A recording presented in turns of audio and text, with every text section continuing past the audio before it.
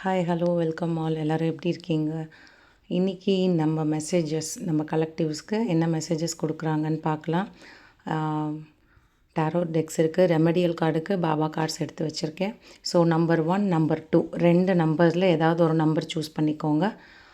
Okay, இப்போ நீங்கள் number 1 choose பண்ணியிருக்கீங்க அப்படின்னா உங்களுக்கான மெசேஜஸ் என்ன அப்படின்னு பார்த்தா, ஓகே, இப்போ நம்பர் 1 சூஸ் பண்ணவங்க யாராவது ஒரு ஜென்ட்ஸ் உங்களோட வயசு மூத்தவங்க உங்களை கண்காணிச்சிட்டே இருக்காங்களா? உங்களை அதை செய்யாத இதை செய்யாத, ஒர்க்காக இருக்கிற பட்சத்தில் பாஸாக இருக்கலாம், உங்களை கவனிச்சிட்டே இருக்காங்க யாரோ ஒருத்தங்க. அப்பாவாக இருக்கலாம். உங்களோட பிஹேவியர்ஸை இப்போ நீங்கள் இதாக இருக்கிறீங்க, அன்மேரிடாக இருக்கீங்க அப்படின்னா உங்களை உங்கள் அப்பா அவர் வாட்ச் பண்ணிகிட்ருக்கலாம். இல்லைன்னா இந்த வீடியோ பார்க்குறவங்களில் ஒரு மேல் ஃபிகர் உங்களை நோட் பண்ணிகிட்டே இருக்காங்க உங்களுடைய இதில். ஸோ பாஸாக இருக்கலாம், அப்பாவாக இருக்கலாம், அப்பா ஸ்தானத்தில் இருக்கக்கூடியவங்களாக இருக்கலாம், இல்லாட்டி உங்களோட வயது மூத்தவர்கள்னு வச்சுக்கோங்களேன், மாமா ஸ்தானம் அந்த மாதிரி இருக்கிறவங்க ஒருத்தவங்க உங்களை வாட்ச் பண்ணிகிட்டே இருக்காங்க. நீங்கள் தடுமாறி வாழ்க்கையில் ஏதோ ஒன்று முன்னேறிடலாம், ஏதோ ஒன்று பண்ணிடலாம், எல்லாமே ஸ்ட்ரகிளாக தான் இருக்குது வாழ்க்கையில் அப்படின்னு போயிட்டு இருக்கீங்க. ஸோ இது நோட் பண்ணுறது நல்ல விதமாக தான் இருக்கும்.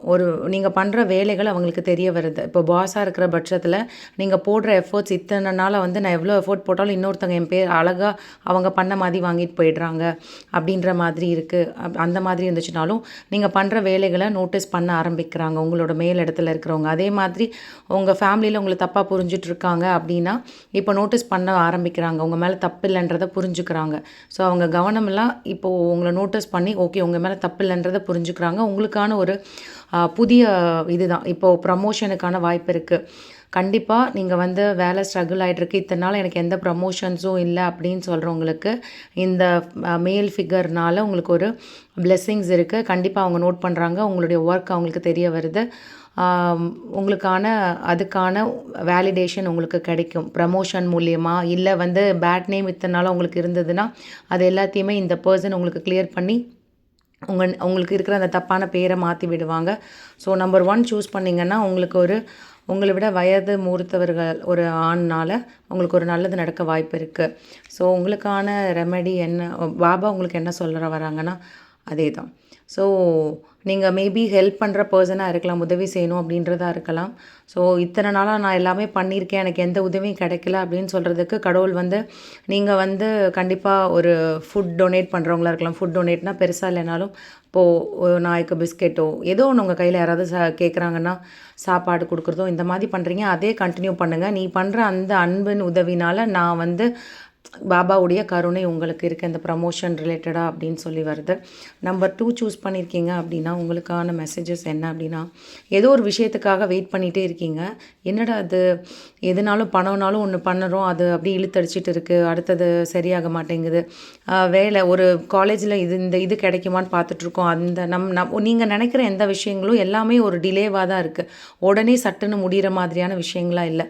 ஸோ நம்பர் 2 நீங்கள் பார்க்குறீங்கன்னா கண்டிப்பாக நிறைய உங்களுக்கு நெகட்டிவ் எனர்ஜிஸ் இருக்குது, கிளென்ஸ் பண்ணிக்கோங்க. ஈவிலைஸ் இருக்கலாம், கண் திருஷ்டியாக இருக்கலாம்.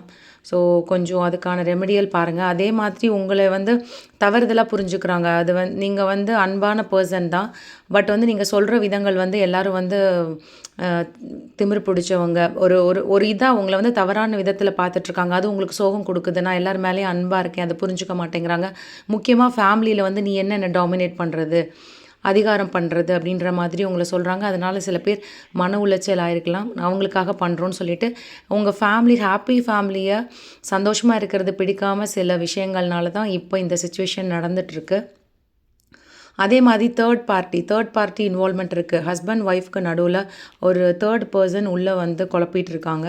அந்த தேர்ட் பார்ட்டி உங்களுக்கு வெளியேறும்போது அந்த தேர்ட் பார்ட்டி தான் உங்களுக்கானது. உங்கள் ஹஸ்பண்ட் ஒய்ஃப் அந்த ரிலேஷன்ஷிப்குள்ளே மேபி பாஸ் இதாக இருக்கிறீங்க, ஃப்ரெண்ட்ஸாக இருக்கீங்கன்னா ஒரு பிரிவு வந்திருக்கு அப்படின்னா அதுக்கு 3ஆம் நபர் தான் ஒருத்தங்க காரணமாக இருக்காங்க. உங்களுக்கு என்ன சொல்ல வராங்க அப்படின்னா, ஓகே. நீங்க செஞ்சது உங்களுக்கும் பாபா வந்து நல்லது தான் சொல்றாங்க. இந்த 3ஆம் நபர் வந்து நீங்க உங்களுடைய நல்ல எண்ணங்கள், நல்ல வார்த்தைகள் அதாவது கோவத்தில வந்து என்ன பண்றது, அன்பானவங்க தான் நீங்க. பட் சில ஸ்பிரிச்சுவல்குள்ள இருக்கிற பெர்சன்ஸாவும் நீங்க இருப்பீங்க. கண்டிப்பா. ஆனா சில சமயங்கள்ல வார்த்தைகள நெகட்டிவா நீங்களே யூஸ் பண்ணிடுறீங்க. நோட்டீஸ் பண்ணி பாருங்க. ஸோ உங்களுடைய எண்ணங்கள் தவறுதா நெகட்டிவா நெறைய யோசிக்க ஆரம்பிக்கிறீங்க. வார்த்தைகள தவறா விட்டுடுறீங்க. ஸோ அத மட்டும் கொஞ்சம் சேஞ்ச் பண்ணிக்கோங்க. ஏன்னா ஸ்பிரிச்சுவலா இருக்கிறவங்களுடைய வார்த்தைகள் ஒரு வார்த்தை இல்லைனாலும் ஒரு வார்த்தை பலிக்கும்னு சொல்லுவாங்க. ஸோ நீங்களே உங்களுக்கானதை வந்து ஈர்த்துக்கிறீங்க. இந்த 3ஆம் நபர் உங்களுடைய வாழ்க்கையை விட்டுட்டு வெளியேறி நீங்கள் கண்டிப்பாக உங்கள் குடும்பத்தோட ரொம்ப சந்தோஷமாக இருப்பீங்க.